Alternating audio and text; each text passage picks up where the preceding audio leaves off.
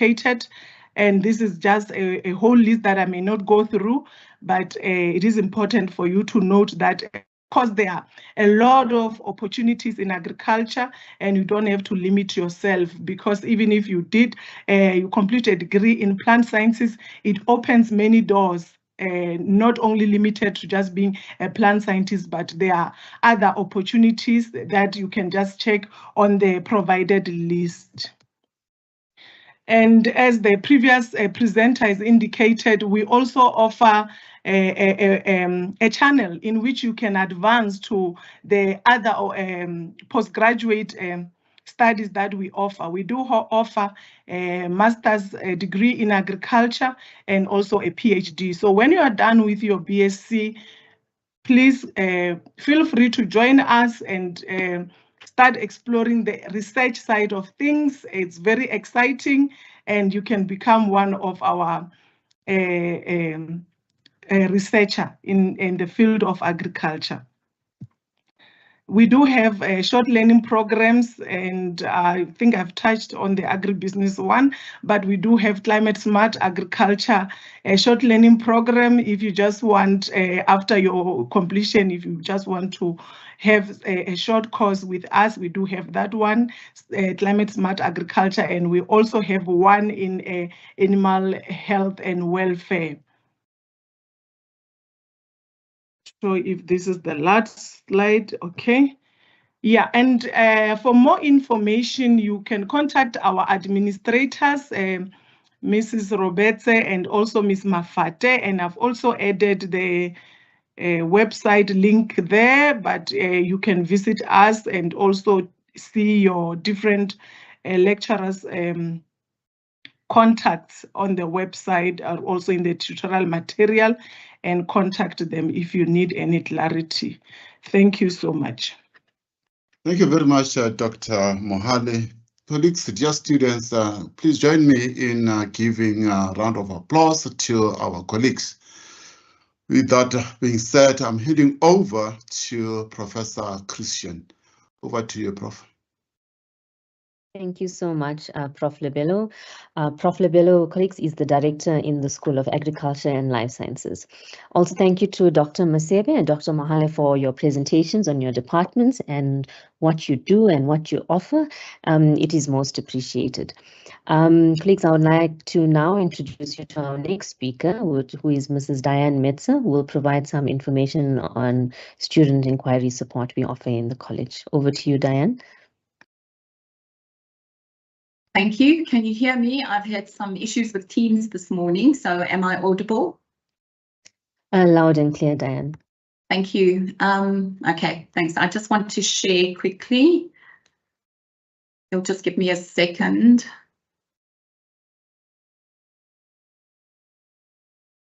Okay, it's not allowing me to share. As I said, I've had some issues with Teams this morning. It kept switching itself off.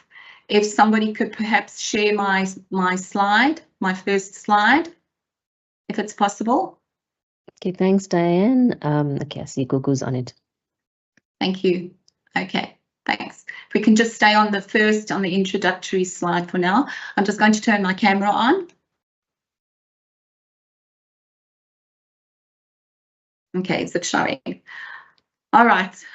Well, hello to everybody. Good afternoon and welcome to the College of Agriculture and Environmental Sciences. You've picked a really good college to study through. As Prof. Christian said, my name is Diane Metzer and I'm the College Information Coordinator working within the College Office for Teaching and Learning Support, which is a subsection of the Deanery. I work together with the Administrative Officer for Student Inquiries, a lady by the name of Kelly Stain, and she's unfortunately not able to join us this afternoon. She's not well at the moment. So I'm going to turn off the camera now that you know who I am, and I'll just continue with the slides. Thank you. Okay. I'd like to take this opportunity to tell you very briefly a little about the section that Kelly and I belong to, which is commonly known as CARES Inquiries. Now, some of you might already have discovered CARES Inquiries, but for those of you who don't know as yet, perhaps I can share with you who we are and what we do. Now, CAES inquiries@unisa.ac.za is the general email address for inquiries relating to our college.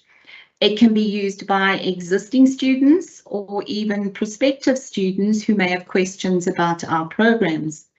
Now, there are just the two of us, Kelly and I, currently dealing with the CAES inquiries emails and the telephone inquiries. Our telephone numbers, as projected on the screen, can also be found on the general UNISA website under the Contact Us tab, then Student Inquiries, and also on the college-specific site. If you could just move to the next slide, please.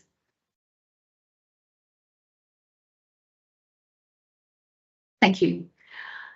Now, I think the question to be asked is, how can we support you? So basically, Kelly and I can address your inquiries or your concerns and resolve them where possible. And where we can't resolve them ourselves, we'll have to refer when necessary. So we can assist in a couple of ways. We can act as a middleman for you, where you've been trying to get hold of support departments or one of the college staff members, and you haven't been able to reach them or you haven't had a response yet. We can connect you with the correct source of information, which might be a specific person, a specific department, or even published information on the website.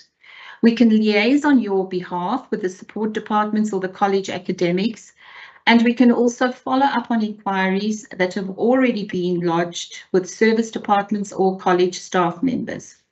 So I said I was going to be very brief, and to end off my session, I just want to mention that we may not be able to resolve all issues, but we'll certainly try to help you where we can.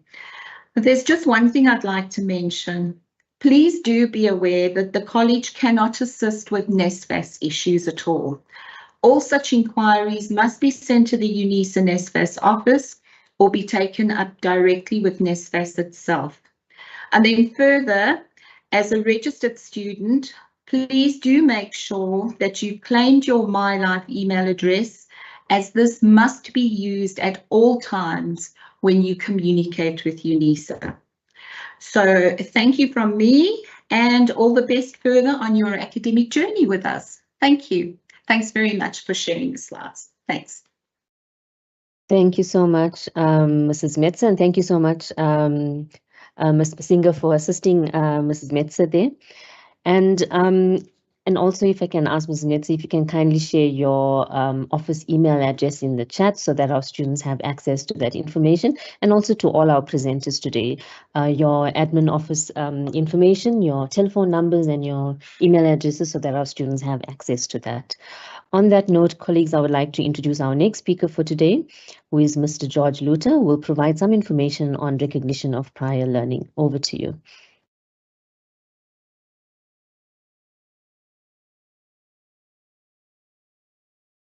Mr. Luther, are you present?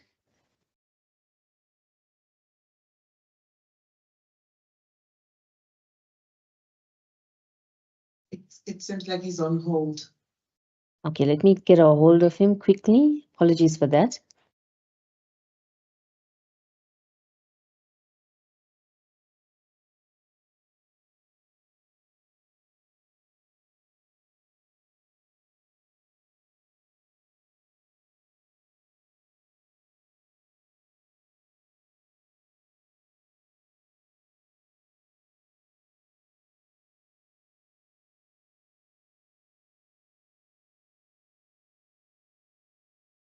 Okay, colleagues, sorry about that wait. Mr. Luther is available now, and I'll hand over to him. Thank you. Okay. Colleagues, good afternoon, and good students, good afternoon to you too. Prof, sorry, I had to take an urgent call from a fellow colleague here.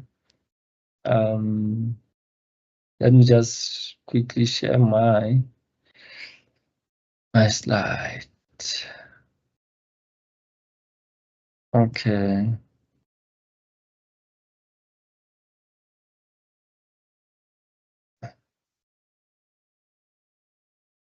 Good students, a very good afternoon.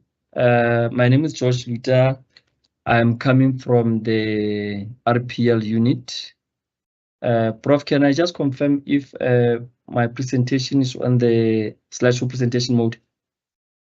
No, we can just see the slides on the side. Yeah, now it is.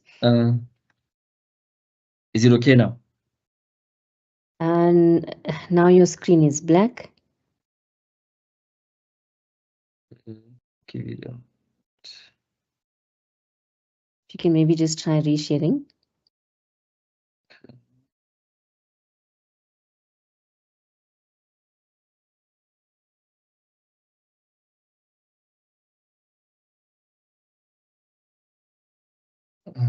Yes, I'm sorry, Prof. I'm using an old laptop here. It is okay. Maybe revert to the way you originally had it in presenter mode, because we could see that slide. Oh, okay.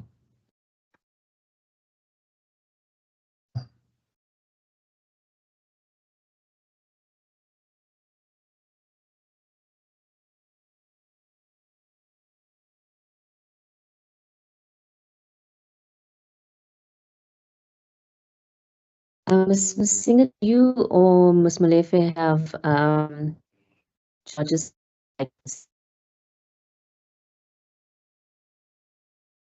Okay, yes, maybe a fellow colleague can help with the projection.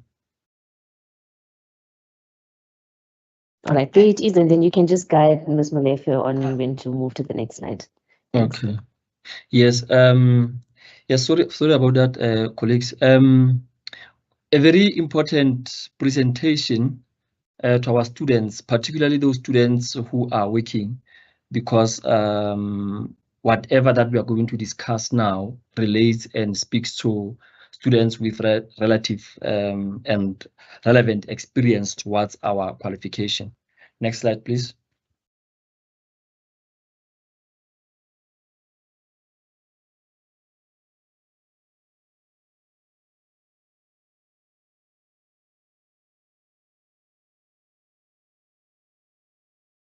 Can we please move to the next slide? The screen is dark again.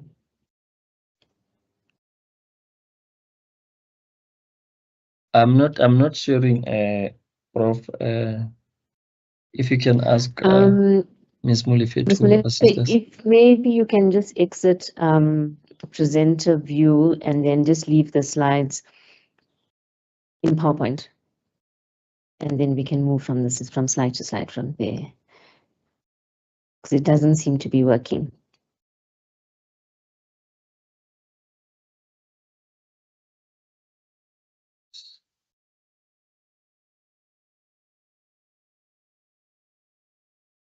Yeah, Prof, can I try it for the last time and see if it will work on my side?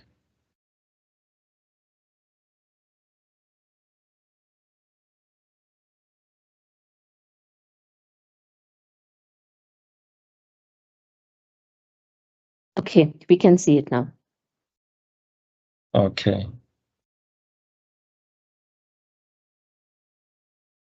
Yes, in terms of definitions, I was hoping to.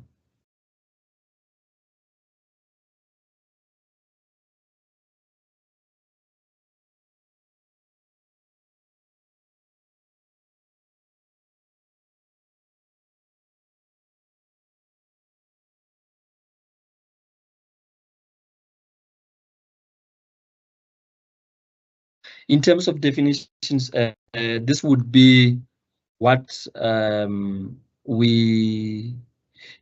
do we define the RPL within our college. RPL stands for recognition of prior learning, and the definition is there for students to comprehend and familiarize themselves with.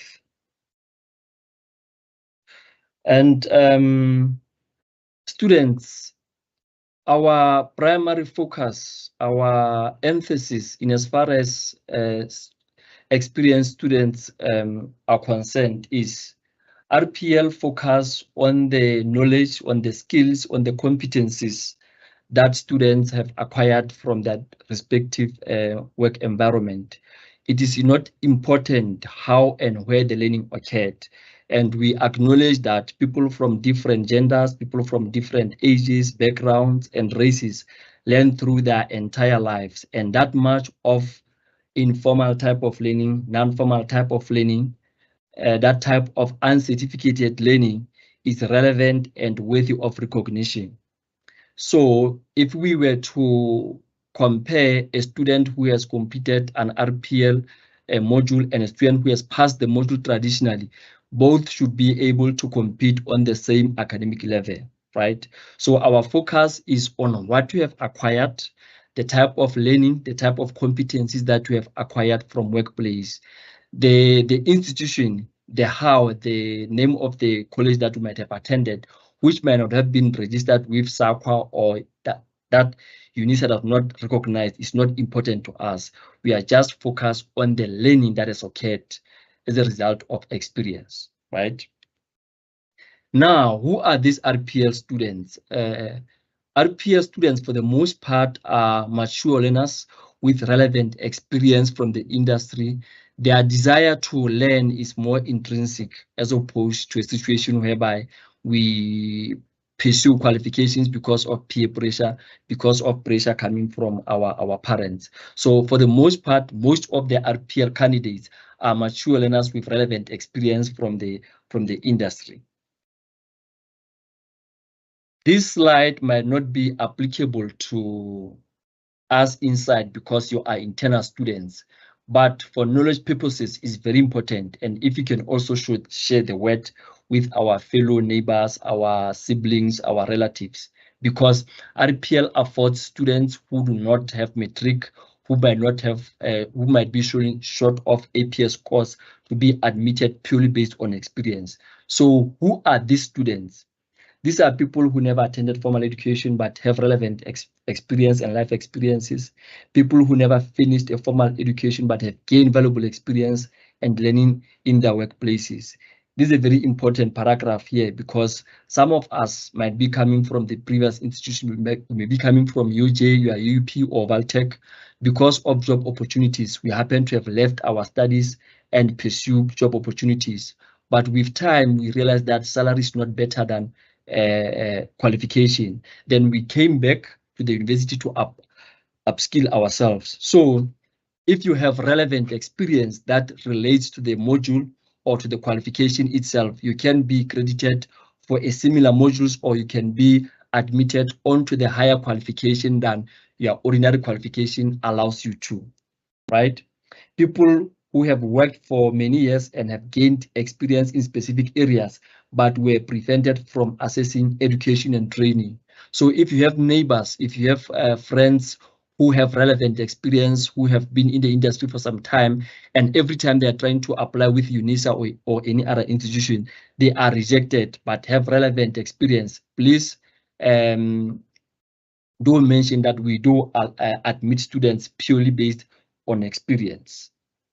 Now, there are two types of RPL application or RPL processes. Three types, sorry. The first one is applicable to us because we are already inside the system. We have registered the qualification. The second one speaks to those who do not meet the admission requirements. And the third one has to do with the industry. I'm going to speak more on the first one. So the process is, now that we have registered the qualification, you identify subjects or modules that relates to your profile, curriculum or syllabus that speaks to what you have been doing at workplace in the past or that you might be currently be doing. So identify those specific modules. It can be first year modules, it can be second level modules. Identify the relationship. If a specific curricula or syllabus is aligned with what you have done in the past or are doing, you can apply for RPL for that specific module, meaning you are not required to register, you are not obliged to submit assignments because maybe your experience might be speaking to the curriculum, right? So for you to know if indeed your experience speaks to the curriculum, you need to have to register and familiarize yourself with the tutorials to see if indeed whatever that the syllabus dictates, whatever the outcomes of the modules are indeed speaking to your profile and experience from the industry. So only 50% of the qualification can be exempted through RPL, meaning if the diploma or the degree is composed of 30 subjects, only 50% can be exempted from RPL. In terms of access, I will not speak it too much because we have already been admitted and we are internal students. This addresses students who do not have minimum entry requirements of our qualifications. Now, once we have identified the modules that are relevant to your profile, meaning you have gone through the syllabus, you have gone through the outcomes of the module, and you somehow felt that whatever that is being taught by this module is something that I've covered at work, you are supposed to be submitting the following documents, right? The RPL application form, which is coming from my office, but in order for you to obtain the form, you need to send the CV, just so I identify if indeed whatever that you are doing relates to the module or the qualification. You need to send a comprehensive CV. You need to send a letterhead job description signed by your line manager, projects or reports successfully completed, because they are just two, because this is what our students are doing. There are students who are submitting projects or reports that are too good to be true. So whatever report that you have to submit, you have to tell us about the purpose of the project, the description of the project, your participation and involvement in that project, and the final outcome of that project, right? The motivation as to why we should consider you for a module credit, and perhaps the certificates that you have acquired at workplace. If you have attended trainings, please also mention and do submit those certificates, right? And this speaks to how as academic departments conduct the assessment. Once you have presented the CV, the application form, the certificates completed, your job description, this is how the assessment is conducted within the academic department, right? We identify through your report, we identify through your motivation, what you know and what you are capable of doing. That's RPL, what you claim to know and what you are capable of doing, right? And the matching, we match the vocational skills, the competencies, the knowledge gained from the industry to what we are offering here, right? Most of students will claim that they have about 5-10 years experience, but when it comes to articulation, you'll find that it does not relate to what we are teaching here. So whatever that you need to report about has to speak to the outcomes of the qualification or the module, right? Now, the third process is to assessment, how the learning, the vocational skills that we have acquired from the industry relates to the learning outcomes of the module or our curriculum. And the last process now is to credit you if we found that whatever that you presented to us, the comprehensive CV, the portfolios, the reports, speaks to the curriculum, speaks to 80% of what we are teaching. Now you can receive a module credit. As I have mentioned, there are portfolios or reports that are too good to be true because students are in the habit of asking their mentors, their parents, or their friends to help them compile the reports, not with RPL. So what we do here, if we feel that this portfolio is just too good to be true, or the information that you have provided lacks quality, or there's a learning gap in terms of your reporting, we are more than welcome to visit your work place and get to know management, get to see what is it that you are doing on a daily basis, right? We are more than welcome to invite you for the interview and grill you so that we can understand if indeed the person who submitted the report is the very same student who is sitting in front of us. So these are the further assessment tools that we will engage if we feel that your portfolio, your report lacks quality or lacks evidence. We are more than welcome to send you an assignment. We can recommend that you submit more evidence or you submit the project that you have successfully completed. So by virtue of just submitting the RPL documents, that does not guarantee the module approval. There can be further form of assessment in the form of interviews, site visits, and projects.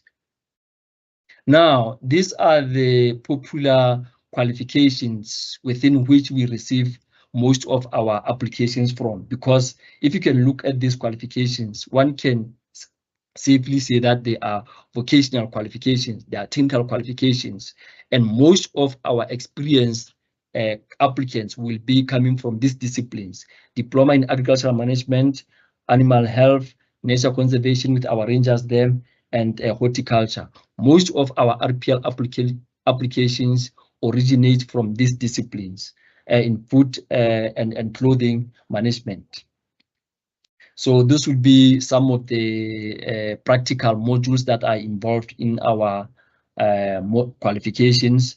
So most of the students who have experience will be applying particularly to a practical module. Much as you can apply for a theory module, it's very difficult to apply for a theory module through RPL, because we believe that students are not doing theory at work. You're not defining concepts. You are doing work, practical work. So most of the applications coming through those are practical modules or practical content. In terms of my contacts, here are my names, office number, the email address, and the website. And if you feel that, and one thing that I did not mention, students, is there would be those students who might be coming from previous institutions with completed and passed modules. That is not an RPL case. That is an exemption application. So what you need to do is to log into my UNISA, upload the academic record and the syllabi of those particular modules whom you want to be accredited for. So there's a thin line between exemptions and RPL. RPL focuses on the learning and skills and competencies acquired as a result of your experience. That will bring us to the end of my presentation. Thank you so much. Thank you so much, Mr. Luther, for that information, which I'm sure will be of some importance to some of our students in attendance today. So I will now hand over to Professor Lebelo, who will now chair our Q&A session. Thank you. Thank you very much, Professor Christian. Students, you have listened to a total of 6 presentations. And from where I'm sitting, you have imbibed a lot of information.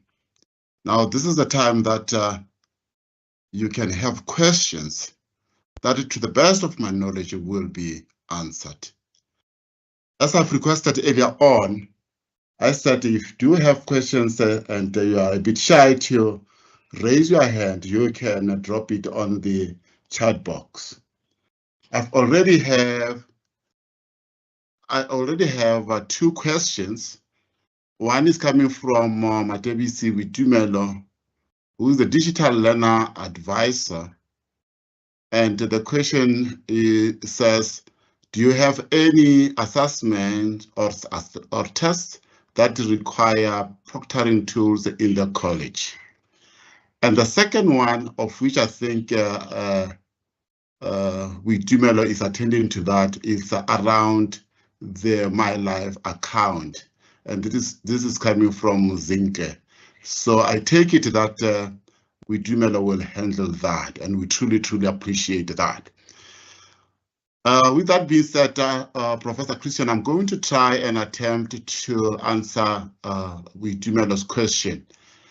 I will say for now, our exams require proctoring tools in the college, but there is a move that come next year, even the formative assessment, in this case, I'm talking about assignments, will also be subjected to that. The reason I'm mentioning this is because we discussed this matter in our today's School Teaching and Learning Committee. But maybe just to expand on that, on this answer, Professor Christian, you can come on board. And then thereafter, I will open up the platform for questions. Over to you, Prof. Is there anything that you want to add on that? No, thank you, Prof. Lebelo. I think you answered adequately. I just wanted to add, though, that like you mentioned, maybe next year our assignments will introduce proctoring. But for next semester, I know there are some modules, not within our college, but if at some stage some modules will require for certain assessments to be proctored, the responsible academic will notify the students in advance. Thanks, Prof. Thank you very much. Student Ndamulelo Lilimu, you had your hand up earlier on. Please go ahead and ask a question. This is the time. Please go ahead.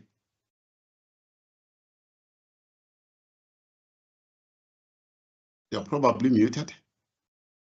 Oh, yes. Thank you so much. Yeah, I was muted.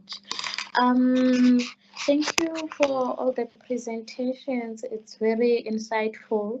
My question is that, is this orientation designed specifically for undergraduate students or postgraduate students? I am in the postgraduate program. I've enrolled for Master of Science in Environmental Science, and my interest is on how do I access the UNISA library, the resources for me to do my research effectively.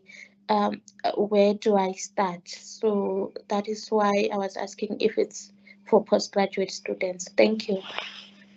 Thank you very much for that question. I'm going to allow for 2 more questions, and then from there we will attempt to answer to those 3. Any other question?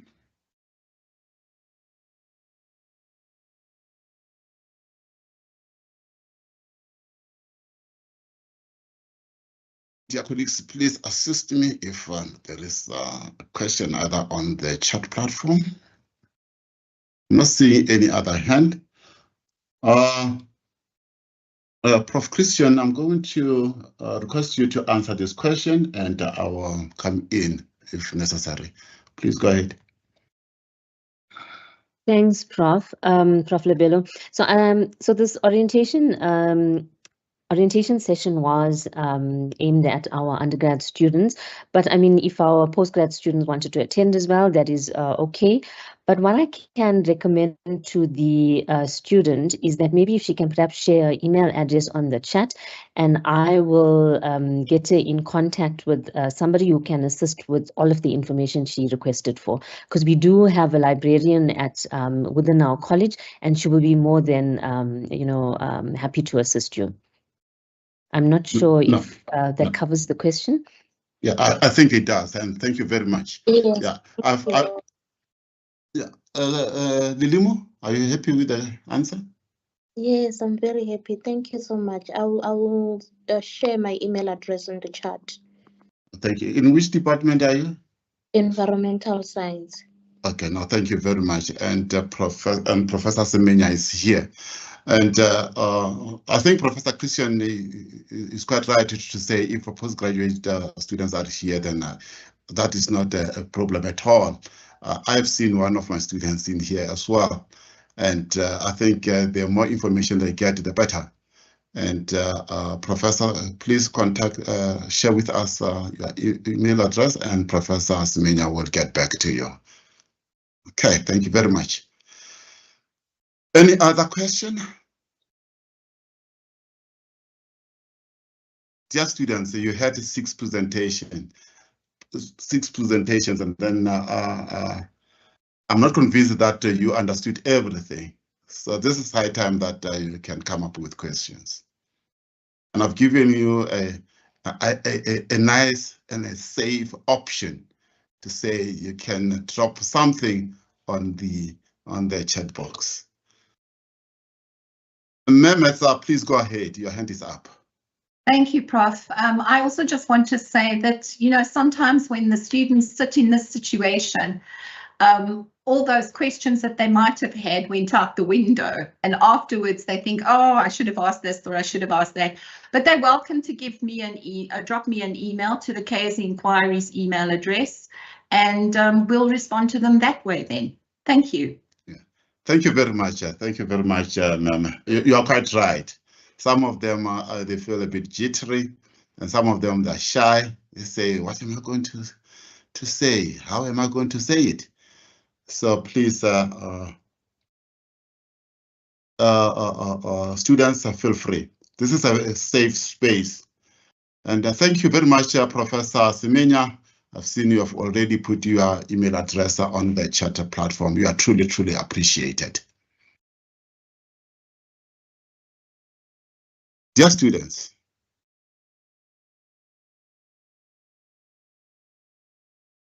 this was designed for you.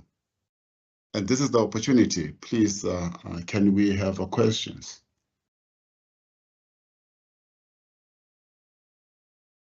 It looks like our presenters were quite eloquent and quite comprehensive in what they were doing. But let me emphasize the fact that if you do have a question, please email Memesa at the email address as highlighted. Now, without wasting any time, really, I'm going to hand over to Professor Sibali to render the next item. Over to you, Professor Sibali. Thank you, Prof. Lebelo. Good afternoon to everyone again. Yeah, it is an honor for me to be given this opportunity to extend a sincere vote of thanks to everyone who was able to make time to be part of the event. My special thanks goes to all our students who gladly accepted this invitation and were present in this event. I hope that we were able to give them enough information to navigate through their studies, and that if there were any clarity-seeking issues are now answered. I would like to assure all the students that our doors will always be open for them in case there is still more that they need to know. This is a testament that the college cares, as it is committed and it subscribes to one of the university's values, which is responsive to student-centeredness. Hence, we always make sure that students come first.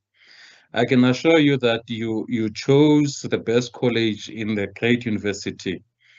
Lastly, Prof. Lebelo, please allow me to thank those who played a role in making sure that this event is a success, including those who played a role in delivering for the event. Firstly, let me thank our Deputy Executive Dean, Prof. Ntanganzeni Mapoli, for her encouraging words in welcoming and advising students on what is expected of them. Secondly, let me thank Prof. Christian, our head of tuition and learning support, for chairing the event, and her team, Ms. Queeneth Molefe and Mrs. Nomsa Molefe, for organizing this important event. And Prof. Lebelo, please allow me also to extend this gratitude to the marketing team, which consists of Ms. Gugumasinga and Ms. Gugungobo. Prof. Lebelo, let us thank ourselves too, myself and you, for the role we played in the event, and not forgetting our CODs. I'll thank Dr. Ryan Anderson on behalf of Dr. Nenwini, because he presented on behalf of Dr. Nenwini, and thank Prof. Khumutso Semenya, Dr. Tres Masebe, and Dr. Keletso Mohale for giving comprehensive outlines of the qualifications and programs offered in their departments. I won't forget Mrs. Dan Menza and Mrs. Kelly Andrewstein for giving us more college information with regards to Kaya student inquiries. Not forgetting Mr. George Laota for empowering us more on the subject of recognition of prior learning. On that note, Prof. Lebelo, I would like to say everyone must stay blessed and wishing our students all the best. Thank you, Prof. Lebelo. Thank you so much, Prof. Sabali, for that, for doing the vote of thanks. And thank you so much, Prof. Lebelo, for handling the Q&A session. It is much, much appreciated. Thank you to everyone so much for your attendance today. And I trust you have a great day further. This session is now closed. Thank you and goodbye. Thank you very much. Thank you, colleagues. Bye, everyone. Bye. Thank you and goodbye.